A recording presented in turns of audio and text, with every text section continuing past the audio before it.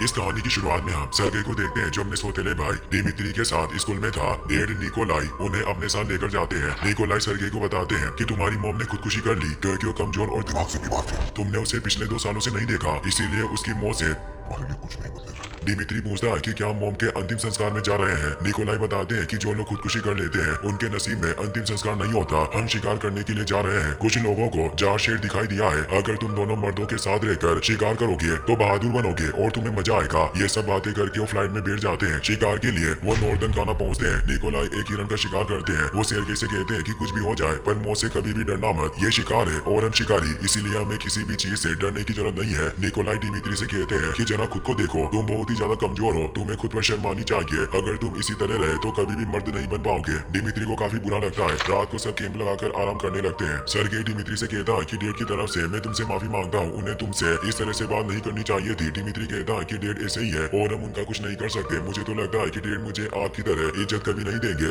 एक आदमी निकोलाई से पूछता है कि शेर खाने के लिए शिकार करता है तो आखिरकार आप किसी लिए शिकार करते हैं। निकोलाई कहते हैं कि जार शेर ने अब तक 3000 लोगों को मारा है। मेरा मानना है कि किसी महान को मारने के बाद ही हम महान बन सकते हैं। अगले दिन सब दोबारा जार शेर को ढूंढने के लिए जंगल में घूमने लगते हैं। अलेक्सेई निकोलाई से कहता है कि मैं हमेशा भविष्य के बारे में सोचता हूँ और मैं चाहता हूँ कि तुम मेरे पार्टनर बन जाओ। निकोलाई कहते हैं कि इस दुनिया में तुम्हारा कोई वजूद नहीं है, तुम बिना किसी मकसद के इस दुनिया में घूम रहे हो। तुम जैसे कमजोरों के पास हमें देने के लिए कुछ भी नहीं है, तो आखिरकार मैं तुम जैसे कमजोरों और बेकार इंसान का पार्टनर क्यों बनूं? मैं यहाँ अपने बेटों को शिकार का मजा दिखाने के लिए लेकर आया हूँ और तुम मेरा मजा खराब कर रहे हो। ये कहकर वो आगे बढ़ जाते हैं। एलेक्सेई को बहुत ही ज्यादा गुस्सा आता है। दिमित्री सर्गेई से कहता है कि मुझे उम्मीद है कि इस बार पापा जार शेर को मार दे ताकि वो महान बन जाए और हमें दोबारा यहाँ ना आना पड़े। सर्गेई कहता है कि महान बनने के चक्कर में हमें बराबरी की लड़ाई लड़नी पड़ती है। गन की मदद से जार को मारने में कोई मानता नहीं है। अगर पापा उसे अपने हाथों से मारे तब वो मान के लाएंगे। तभी जार शेर वहाँ जाता है। सर्गेई दिमित्री को अपने पीछे छिपने के लिए कहता है और शेर की तरफ बंदूक तान देता है, पर वो जार शेर को गोली नहीं मारता और उसकी आंखों में देखने लगता है। सर्गेई को शांत देखकर जार शेर भी उस पर हमला नहीं करता, लेकिन तभी निकोलाई जार शेर पर गोली चला देते हैं जिससे जार शेर को बहुत गुस्सा आता है और सर्गेई पर हमला कर देता है। निकोलाई दोबारा जार शेर को गोली मारते हैं पर जार शेर को ज्यादा फर्क नहीं पड़ता और सर्गेई को लेकर वहाँ से भाग जाता है। फिर हम नॉर्दर्न गाना में कैलिप्सो को देखते हैं। वो अपनी दादी के कार से खेल रही थी। दादी कहती है कि तुम्हें लगता है कि ये कार सिर्फ खेलने की चीज है, पर ऐसा नहीं है। ये कार्ड्स हमें आगे का रास्ता दिखाते हैं। ये कहकर वो कैलिप्सो को 3 कार्ड चुनने के लिए कहती है। कैलिप्सो 3 कार्ड निकाल लेती है। दादी बताती है कि पहले कार्ड का मतलब है कि तुम्हारे परिवार की औरतें बहुत ही ज्यादा शक्तिशाली थी। दूसरा कार्ड का मतलब है कि तुम्हारी जिंदगी में एक बहुत ही ज्यादा भयानक हादसा होने वाला है और तीसरा कार्ड खतरे को दिखाता है। तुम्हारे बड़े होने पर मैं तुम्हें एक खास चीज देने वाली थी, पर कार्ड के हिसाब से तुम्हें उस चीज की जरूरत पहले ही पड़ जाएगी। ये कहकर वो कैलिप्सो को एक मैजिकल पोशन देते हैं। वो कहती है कि इस पोशन का नुस्खा हमारी जनरेशन की मदद से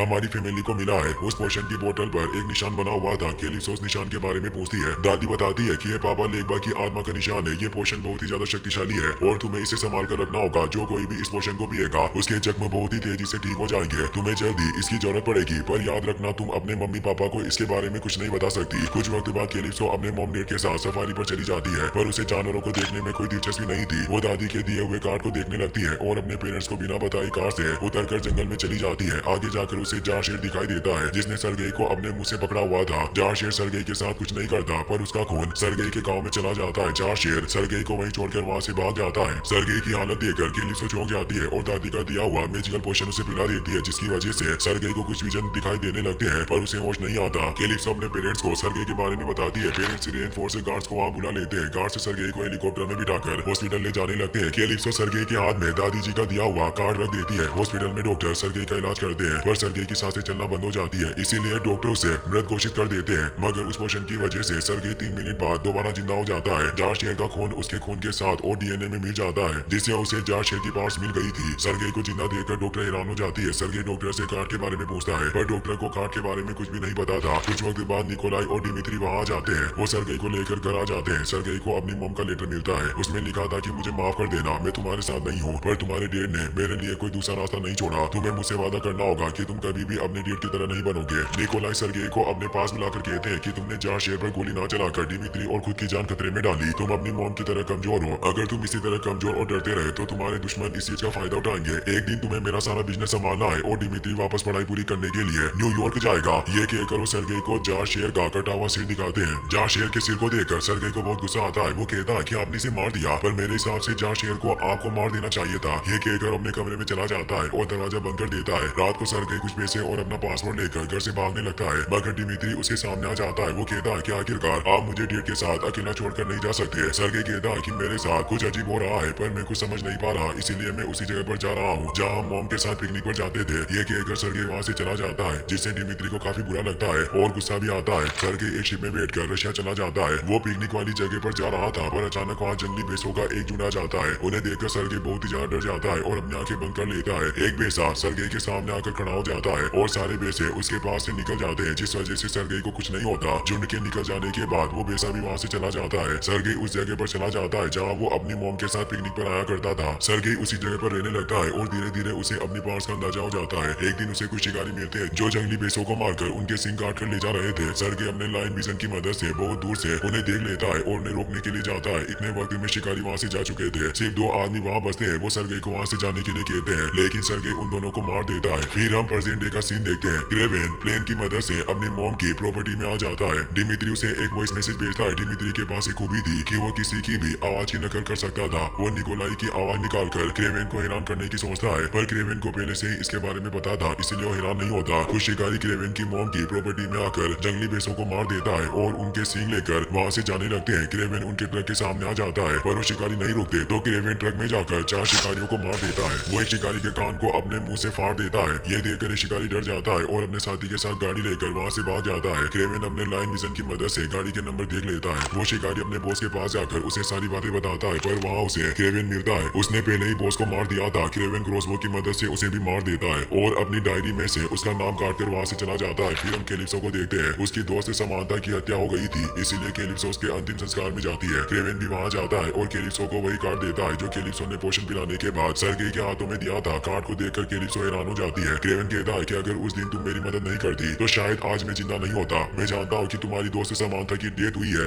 और फिर भी पुलिस सैम्यूल चोर्नी का कुछ नहीं कर रही, पर तुम्हें फिक्र करने की जरूरत नहीं है। मैंने पहले ही चोर्नी को मार दिया है। कैलिप्सो को इस बात पर विश्वास नहीं होता, इसीलिए वो घर जाकर न्यूज आर्टिकल्स पढ़ती है और उसे पता चल जाता है कि चोर्नी को सच में जेल में मार दिया गया है। इसीलिए अगले दिन कैलिप्सो क्रेवेन से मिलने के लिए जाती है। क्रेवेन कहता है कि तुमने मेरी जान बचाई और मुझे समझ नहीं आ रहा था कि मैं तुम्हें शुक्रिया कैसे कहूँ, इसीलिए मैंने तुम्हारी दोस्त के कातिल को मार दिया। कैलिप्सो कहती है कि मैंने तुम्हें किसी को मारने के लिए नहीं कहा था, मैं खुद एक वकील हूँ, पर तुमने उसे मारकर बहुत अच्छा किया। मैं तुम्हारे डेट को जानती हूँ, क्या तुम भी उनकी तरह एक गैंगस्टर हो? क्रेवेन कहता है कि मैंने अपने डेट को हमेशा बुरे काम करते हुए देखा। उन्हें लग रहा था कि बड़ा होकर मैं उनके नक्शे कदम पर चलूंगा, पर तुमसे मिलने के बाद मैं एकदम बदल गया और अपने डेट से दूर चला गया। अब मैं अपने डेट जैसे बुरे लोगों को मारने का काम करता हूँ। न्यूज वाले मुझे हंटर कहकर बुलाते हैं, पर मुझे क्रेवेन नाम पसंद है। मैं लंदन में नहीं रहता, मैं अपने भाई को छोड़कर चला गया था, तो मैं उससे मिलने के लिए अक्सर यहाँ आ जाता हूँ। खैर मैं जानता हूँ कि तुम्हारी फर्म में क्लाइंट गलत काम करते हैं और मेरे पास एक लिस्ट है जिसमें बुरे काम करने वाले लोगों के नाम है। अगर तुम उन लोगों की जानकारी मुझे दे दो तो मैं उन्हें खत्म कर सकता हूँ। कैलिप्सो कहती है कि अगर तुम ऐसे लोगों से दुश्मनी रखोगे तो मुझे डर है कि तुम्हारे अपने लोग खतरे में पड़ जाएंगे और उस वक्त तुम्हें इस चीज का अफसोस होगा। ये कहकर वहाँ से चली जाती है। फिर हम एलेक्सी को देखते हैं। वो अपने साथी जॉन को लेकर चोर्नी के साथियों से मिलने के लिए जाते हैं। एलेक्सी चोर्नी के साथियों को अपना पार्टनर बनने के लिए कहता है। एक साथी कहता है कि मैंने सुना था कि लोग तुम्हें राइनो कहकर बुलाते हैं, पर तुम्हें देखकर कहीं से भी नहीं लग रहा है कि तुम एक राइनो हो। एलेक्सी अपने पेट में लगे एक ट्यूब को खोल देता है, जिस वजह से उसकी स्किन सख्त होने लगती है और वो राइनो में बदलने लगता है। चोर्नी का साथी एलेक्सी को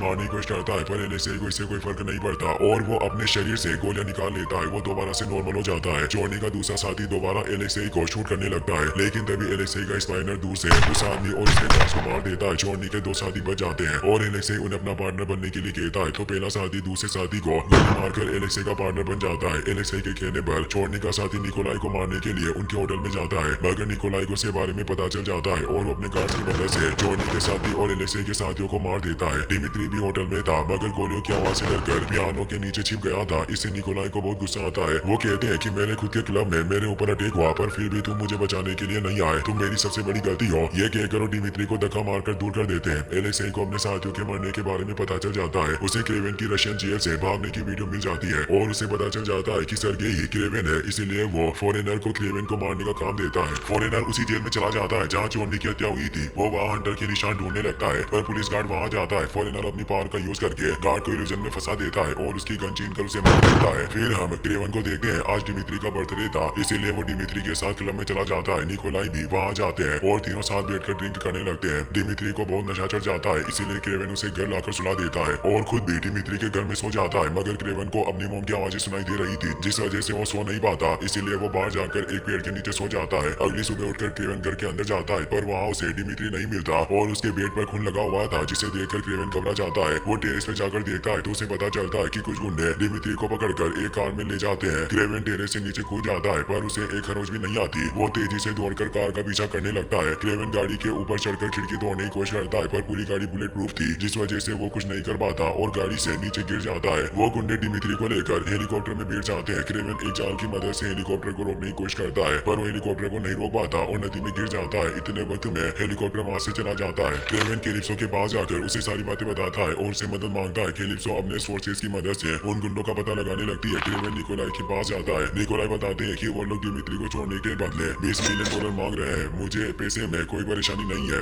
लेकिन अगर मैंने पैसे दे दिए तो मैं कमजोर लगूंगा और मेरी जिंदगी भर की मेहनत डिस्ट्रॉय हो जाएगी। क्रेवन कहता है कि आपने अपनी पूरी जिंदगी में कोई अच्छा काम नहीं किया और कोई भी आपकी इज्जत नहीं करता। अगर डिमित्री को कुछ हो गया ना तो उसकी मौत के जिम्मेदार आप होंगे। निकोलाई कहते हैं कि डिमित्री को अकेला छोड़कर तुम गए थे। मैं नहीं, मैंने तो उसका ध्यान रखा। डिमित्री के किडनैप होते ही उसका मरना तय हो गया था, पर मेरे पैसे देने से कोई फर्क नहीं पड़ने वाला। क्रेवन कहता है कि मैं हमेशा से सोचता था कि आखिरकार एक महान इंसान कैसा होता है, और आज आपको देखकर मुझे पता चल गया कि महान इंसान किसे कहते हैं। ये कहकर कैलिप्सो के पास चला जाता है। कैलिप्सो अपने क्लाइंट की मदद से डिमित्री को किडनैप करने वाला गुंडे का पता लगा लेती है। फॉरेनर के कहने पर ही उस क्लाइंट ने कैलिप्सो को किडनैपर का पता दिया था, पर फॉरेनर फिर भी उस क्लाइंट को मार देता है। कैलिप्सो क्रेवन को फोन पर किडनैपर के ठिकाने के बारे में बता देती है जो टर्की में थे, तो क्रेवन प्लेन लेकर टर्की चला जाता है। क्रेवन उससे मोनेस्ट्री में पहुंच जाता है जहाँ डिमित्री का किडनैपर था। क्रेवन पॉइजन नीडल की मदद से गार्ड्स को मारकर अंदर चला जाता है और दूसरे गार्ड्स को मारने लगता है। गार्ड्स के चिल्लाने की आवाज सुनकर सब लोगों को क्रेवन के बारे में पता चल जाता है और उसे मारने के लिए जाते हैं, लेकिन क्रेवन एक शेर की तरह उन सबको मार देता है। वो किडनैपर को खिड़की से नीचे लटका देता है और उसे डिमित्री के बारे में पूछता है। तभी दूर से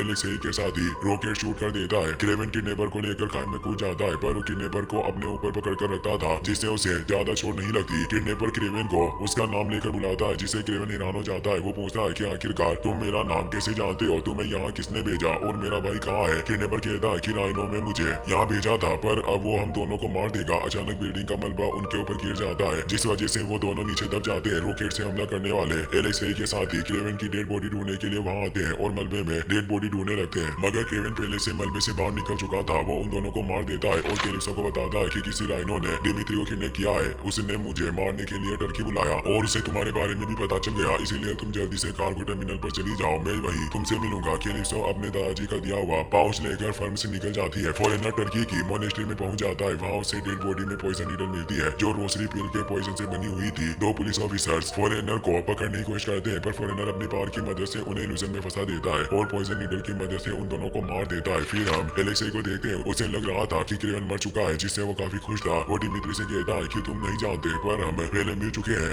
जब जार शेर ने सर्गेई पर हमला किया था। इसके अलावा तुम्हें ये बात सुनकर बहुत बुरा लगेगा कि निकोलाई ने तुम्हारे बदले में $20 मिलियन देने से मना कर दिया। वो किडनैपर तुम्हें नहीं बल्कि सर्गेई को किडनैप करने के लिए आए थे, पर उस वक्त सर्गेई घर पर नहीं था। उसने हमेशा की तरह मुझे अकेला छोड़ दिया, जिस वजह से हमें तुम्हें किडनैप करना पड़ा और इससे मेरा काफी फायदा हुआ। ये कहकर डिमित्री को भी क्रेवन की जेल से भागने वाली वीडियो दिखा देता है। एलेक्सेई डिमित्री को अपनी मेडिसिन दिखाते हुए कहता है कि प्रोफेसर माइल्स वॉरेन इंसानी ताकत को 10 गुना बढ़ाने की कोशिश कर रहे थे और मुझे ताकतवर बनना था, इसीलिए मैं उनके साथ जुड़ गया। उनके एक्सपेरिमेंट की वजह से मेरा शरीर एक राइनो की तरह मजबूत हो गया, पर इससे दर्द भी बहुत ज्यादा होता है। जब तक मैं इस मेडिसिन को अपनी बॉडी में लगी ट्यूब में लगाकर रखता हूँ, मैं एकदम नॉर्मल रहता हूँ, पर इस ट्यूब को हटाते ही मैं राइनो में बदल जाता हूँ। खैर, अब मैं तुम्हारे डेट के बिजनेस पर कब्जा करने वाला हूँ और मैं चाहता हूँ कि तुम मेरे पार्टनर बनो। डिमित्री कहता है कि मुझे भी मेरी पूरी जिंदगी कमजोर समझा गया और मैं भी ताकतवर बनना चाहता हूँ, पर सिर्फ ताकतवर बनने के लिए मैं तुम्हारा साथ देकर अपने परिवार को धोखा नहीं दूंगा। इससे एलेक्सेई को काफी गुस्सा आता है और वो डिमित्री को मारने लगता है, पर जॉन उसे क्रेवन के जिंदा होने के बारे में बता देता है, इसीलिए डिमित्री को नहीं मारता। तभी फॉरेनर वहाँ जाता है। वो अपनी पावर का यूज करके सब लोगों को एक जगह पर फ्रीज कर देता है और एलेक्सेई के पास चला जाता है। वो कहता है कि क्रेवन ने मेरे बॉस को मार डाला, तो अब मैं उसे जिंदा नहीं छोड़ूंगा। मैं काफी वक्त से उसका पता लगा रहा था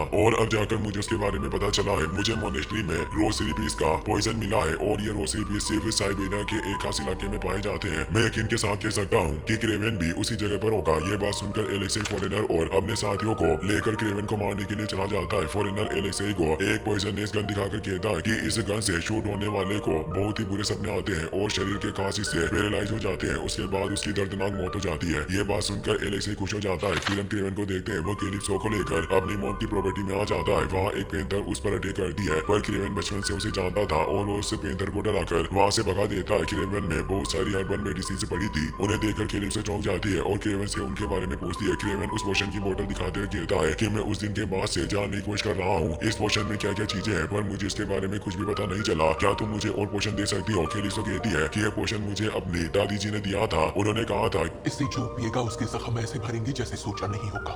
पर अफसोस की बात है कि उसके बाद में दादी जी से नहीं मिल सकी और उनकी डेथ हो गई। तभी क्रेवन को डिमित्री का कॉल आता है। उस पर एलेक्से क्रेवन को अपना पार्टनर बनने के लिए कहता है, पर क्रेवन बिना जवाब दिए फोन काट देता है। इससे एलेक्से को काफी गुस्सा आता है और वो गार्ड्स को क्रेवन को मारने के लिए जंगल में भेज देता है। गार्ड्स क्रेवन को पकड़ने के लिए ट्रेप लगा देते हैं। क्रेवन को उनके ट्रेप के बारे में पता चल जाता है और उनके ट्रेप से उन्हें मारने लगता है। क्रेवन की पेंटर दोस्त भी कुछ गार्ड्स को मारकर वहाँ से भाग जाती है। इस मौके का फायदा उठाकर डिमित्री एलेक्से से दूर जंगल में भाग जाता है। गार्ड्स के चिल्लाने की आवाज सुनकर एलेक्से को काफी गुस्सा आता है और हेलीकॉप्टर की मदद से पूरे जंगल में बॉम्ब ब्लास्ट करवा देता है, जिस वजह से जंगल में आग लग जाती है और हर तरफ धुआं हो जाता है। धुएं का फायदा उठाकर फॉरेनर क्रेवन को पॉइजन गन से शूट कर देता है, जिस वजह से क्रेवन एक इल्यूजन में फंस जाता है जिसमें उसकी बॉडी पर बहुत सारी स्पाइडर चढ़ जाती है। उन्हें देखकर क्रेवन बहुत ही ज्यादा डर जाता है। फॉरेनर दोबारा क्रेवन को पॉइजनस गन से शूट करता है, जिस वजह से क्रेवन की हालत खराब हो जाती है। वो फॉरेनर को पकड़ने की कोशिश करता है, पर फॉरेनर उसके हाथ नहीं आता और उसे बहुत पीटता है, जिससे क्रेवन की हालत खराब हो जाती है। फॉरेनर क्रेवन को शूट करने लगता है, लेकिन तभी कैलिप्सो वहां आकर क्रॉसबो से फॉरेनर पर अटैक कर देती है। एरो फॉरेनर की आग में घुस जाता है, जिस वजह से उसकी डेथ हो जाती है। कैलिप्सो क्रेवन को दोबारा वो पोशन पिला देती है, जिसकी मदद से क्रेवन एकदम ठीक हो जाता है। जॉन डिमित्री को पकड़कर एलेक्से के पास ले जाता है। जॉन ने फॉरेनर को क्रेवन को मारते हुए देखा था, जिस वजह से एलेक्से को लग रहा था कि क्रेवन मर चुका है, इसीलिए वो अपने साथियों को लेकर वहां से जाने लगता है। मगर जंगली बेसों का झुंड उनके सामने आ जाता है। बेसों को देखकर एलेक्से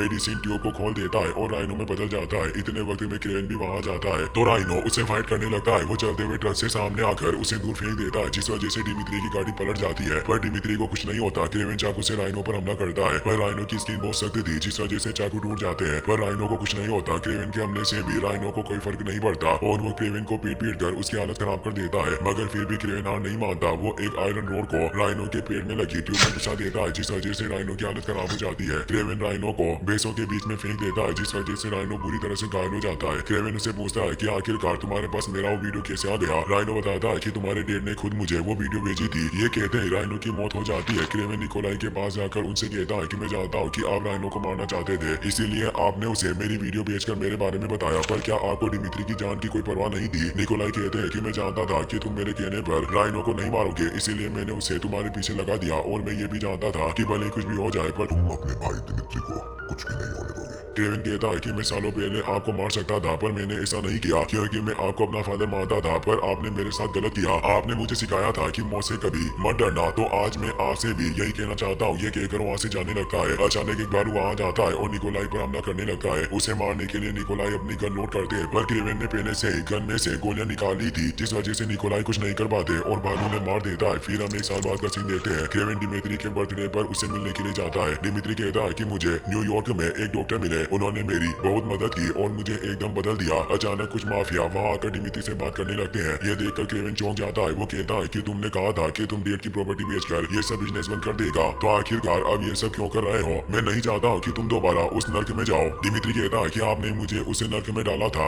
आपको लगता है कि आप डेट से बेहतर है, पर आप उनसे बदतर है। मैं जानता हूँ कि डेट को मरवाने में आपका हाथ था। आपको लगता है कि आप एक मसीहा है, पर आप एक मामूली इंसान है। ये कहकर वहाँ से चला जाता है। क्रेवन उसके पीछे जाकर उसे रोकने की कोशिश करता है। अचानक डिमित्री क्रेवन का रूप ले लेता है। ये देखकर क्रेवन के होश उड़ जाते हैं। डिमित्री कहता है कि तुम जानते हो कि मैं हमेशा से सब लोगों की नकल करता था, बिल्कुल एक गिरगिट यानी कमेलियन की तरह। क्रेवन पूछता है कि आखिरकार वो डॉक्टर कौन है और उसने तुम्हारे साथ क्या किया है? डिमित्री कहता है कि आप हमेशा से चाहते थे कि मैं कमजोर रहूं ताकि डेट के सामने आप ताकतवर लग सके, पर अब मैं भी ताकतवर बन चुका हूँ। राइनो और डेट मर चुके हैं। अब मैं हर चीज पर अपना कब्जा कर लूंगा। पहले मैं भी बस लोगों की आवाज निकाल सकता था, पर अब मैं किसी का भी रूप ले सकता हूँ। अब तुम मुझे नहीं रोक सकते। खैर डेट तुम्हारे लिए कुछ छोड़कर गए हैं। क्रेवन निकोलाई के घर जाता है। वहाँ उसे एक लेटर मिलता है। उसमें निकोलाई ने लिखा था कि हम सबको एक रास्ता चुनना पड़ता है और अब तुम्हें भी मेरे रास्ते पर चलना होगा, जिससे तुम्हें आगे बढ़ने में आसानी होगी। बॉक्स के अंदर क्रेवन को एक जैकेट मिलती है जो 4 शेर की चमड़ी से बनी हुई थी। क्रेवन जैकेट पहनकर खुद को आईने में